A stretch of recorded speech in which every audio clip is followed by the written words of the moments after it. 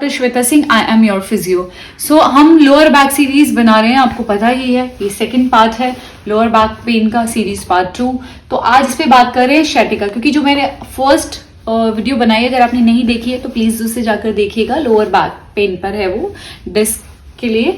And अब उसमें मैंने बात नहीं की थी शैटिका की, क्योंकि हम नर्व कंप्रेशन की वहां पर बात नहीं कर रहे हैं। आज हम नर्व कंप्रेशन की बात कर रहे हैं, यानी कि इसको शैटिका पेन भी कहते हैं, शैटिक नर्व कंप्रेशन को कुछ लोग सैटिका बोल देते हैं, कुछ शैटिका बोल देते हैं। तो अब ये होता क्या है, अब शैटिक नर्व जो है वो L4, L5 एंड S1 से निकलती है। अब और भी है इसमें S2, उन सबको छोड़ देते हैं, फिलहाल हम नर्व की बात करते हैं। उसमें अगर नर्व में जब प्रेस हो रहा होता है, यानी कि ब्लड सर्कुलेशन प्रॉपर नहीं होता है, तो क्या होता है, टिंगलिंग सेंसेशन, पेन, ऐसे कीड़ियां चलना, इस तरीके का झंझनाहट टाइप, ये सारे सिम्टम्स आते हैं। अब वो क्या है, वो यहां से निकलती है 3, उसमें वो थंब के बराबर मोटी होती है पहले, एंड देन उसके बाद ये पीछे हमारे बटक्स के पीछे होते हुई यहां से निकलती हुई पिरिफॉर्मिस के पास से, एंड नीचे नी के पास में 2 ब्रांचेस में निकल जाती है वो बैक ऑफ नी की तरफ, एंड वो फिर काफ मसल से होते हुए नीचे हील तक जाती है।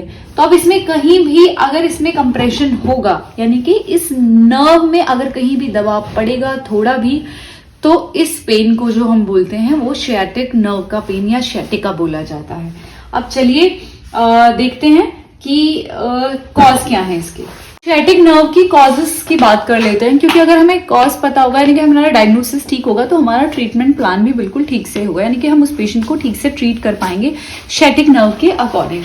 सो अब सबसे पहले बात करते हैं डिस्क बल्ज की। जो डिस्क बल्ज का मैंने ऑलरेडी एक वीडियो बनाया हुआ, आप उसमें देख लीजिएगा, लेकिन इसके ऊपर नहीं है, तो इसको मैं थोड़ा इलेबोरेट कर देती हूँ। L4, L5, S1, वहां से मैंने आपको बताया नर्व निकलती है। अगर डिस्क बल्ज हुआ है तो मैं उस डिस्क बल्ज क्या होता है उस पर नहीं जाते हैं, जस्ट वो बाहर की तरफ आएगा तो हर्निएटेड डिस्क है या प्रोलैप्स डिस्क हुआ है आपको, तो क्या होगा, वो उसकी वजह से नर्व कंप्रेशन हो सकता है, एंड उसी की वजह से पूरी टांग में आपको दर्द जाएगा, या कई बार आपको हाफ बैक साइड में ही पेन जाता है। तो ये हो गया पहला कॉज। सेकंड बात करते हैं कैनाल स्टेनोसिस। अब इसमें क्या 2 तरीके की कैनाल होती है, एक सेंट्रल एंड एक फोरामेन। अब ये इस तरीके से होता है, मोटा मोटा मैं आपको बता देती हूँ, कैनाल है। अब पीछे अगर इसको नैरो हो जाता है ये, तो क्या होगा कि यहाँ से इसका जो डायमीटर है वो कम हो जाएगा, एंड इससे जो नर्व जब निकल रही है उसके लिए रूट नहीं मिलेगा, तो वो कम हो जाएगा। तो इसकी ये भी कैनाल स्टेनोसिस भी एक रीजन होता है।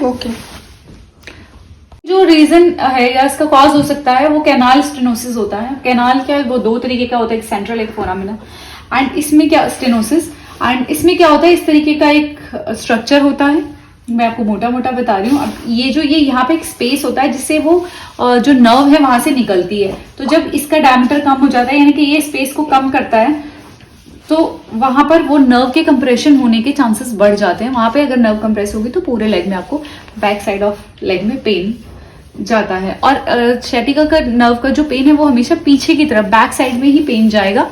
फ्रंट साइड में अगर पेन है वो तो किसी और तरीके का पेन होगा, वो शैटिका का पेन। सो थर्ड जो है वो है फेसेट जॉइंट आर्थ्रोपैथी। ये ओल्ड एज में ज्यादा होता है, ये होता है फेसेट जॉइंट इस तरीके से, एंड जब ये यहाँ पे इसकी वीकनेस होने लग जाती है, तब ये आपका शैटिक नर्व को फिर से कंप्रेशन मिलता है और उसकी वजह से शैटिका होता है। अब फोर्थ की बात करें तो ये है पिरिफॉर्मिस सिंड्रोम। अब ये एक ऐसा है जो मसल की वजह से होता है, वी शेप मसल होती है इस तरीके से, अब नर्व इसके बीच में से निकल रही है, ये मसल है और ये नर्व, तो ये क्या करता है, इसको फिर से इसका प्रेशर आ जाता है और ये कंप्रेशन इस पे आ जाता है, तो इसकी वजह से भी शैटिक नर्व कंप्रेस होती है और आपका शैटिका का प्रॉब्लम। अब चलते हैं हम इसके ट्रीटमेंट की तरफ। ये 4 मैंने कॉज बता दिए हैं, तो सबसे पहले ये जो 4 कॉजेज हैं, अब हम इनको अलग अलग उसमें बांट लेते हैं 2 हिस्सों में। पहला हिस्सा मतलब किस तरीके से बांटेंगे, जो L4, L5, S1 वाला मैंने आपको बताया है जिसकी वजह से प्रॉब्लम होती है, वो हमें एक्यूट कंडीशन में आएंगे। रेस्ट 3 के 3 हमारे क्रॉनिक में आते हैं, क्योंकि जो मैंने पहली वीडियो बनाई थी उसमें बताया था L4, L5 या अगर डिस्क बल्ज हो रहा है तो किस तरीके से उसे अंदर की तरफ हमें करना है, वो आप फर्स्ट पार्ट में देख लीजिएगा। अब इसमें एक्यूट 2 वीक या 2 वीक से कम अगर आपको पेन है तो हम इसे एक्यूट कंडीशन में रखते हैं। अगर 2 वीक से ज्यादा हो जाता है तो हम इसे क्रॉनिक कंडीशन में रखते हैं। तो आइए सबसे पहले स्टार्ट करते हैं कि पहला यानी कि जो डिस्क बल्जिंग वाला केस की वजह से अगर शैटिक नर्व कंप्रेस हुई है तो क्या करना है आपको। इसमें क्या होगा, जो हम जो प्रोलैप्स डिस्क हो रही है, तो जो मैंने पहला पार्ट बताया था उसमें बता रखा है मैंने, तो समहाउ वही होगा, बस जस्ट एक्सरसाइज कौन सी पहले करनी है, किस तरीके से करनी है, उसमें डिफरेंस आ जाता है। क्योंकि डिस्क बल्जिंग में क्या होगा, आपको सिर्फ सेंटर ऑफ बैक में आपके पेन हो रहा है, लेकिन शैटिका में क्या हो रहा है, ये दो तरीके से, एक सेंट्रलाइजेशन, एक पेरिफेरलाइजेशन। तो सेंट्रलाइजेशन में क्या हो रहा है कि पेन यहाँ से बटक से नीचे पूरे लेग में जा रहा है, लेकिन अब पहले आपकी काफ में होगा, then back of thigh, then आपके बटक्स में पेन आएगा और फिर आपकी बैक में पेन जाता है। ये सेंट्रलाइजेशन इस तरीके से होता है। हम बात करते हैं उसमें क्या करना है, उसमें इस तरीके से हैंड प्लेस कर लीजिए बैक पे और बैक की एक्सटेंशन करनी है आपको इस तरीके से। आपको पेल्विक को एंटीरियरली नहीं लेकर जाना है, आपको सिर्फ बैक की एक्सटेंशन को इस तरीके से करना है, 10 सेकेंड होल्ड करना है, देन वापस लाना। अगेन मैं बता दूं, ये आपके एक्यूट केस में है, यानी कि 15 दिन से कम है, और ये करने पे अगर पेशेंट को आराम आ रहा है और पेन कम हो रहा है तब इनको कंटिन्यू करना है। अगर पेन बढ़ रहा है तो इन सब एक्सरसाइजेस को आपको नहीं करना है, इट मींस आपका क्रॉनिक केस चला गया है। अब आई होप आपको ये तो क्लियर हो गया होगा कि शैटिक नर्व क्या होती है, उसके रीजंस क्या हैं। अब ये एक्यूट केस में आपको क्या करना है। रेस्ट जो 3 केसेस अगर हैं आपके, तो फिर आपको ये सब एक्सरसाइज नहीं करनी है।